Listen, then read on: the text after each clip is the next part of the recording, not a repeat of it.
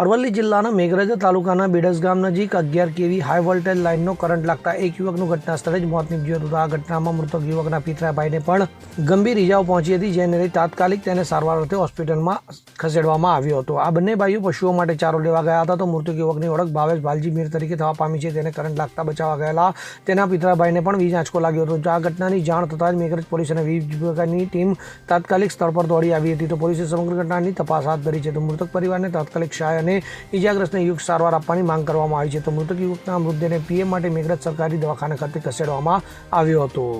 Bureau report CN24 news.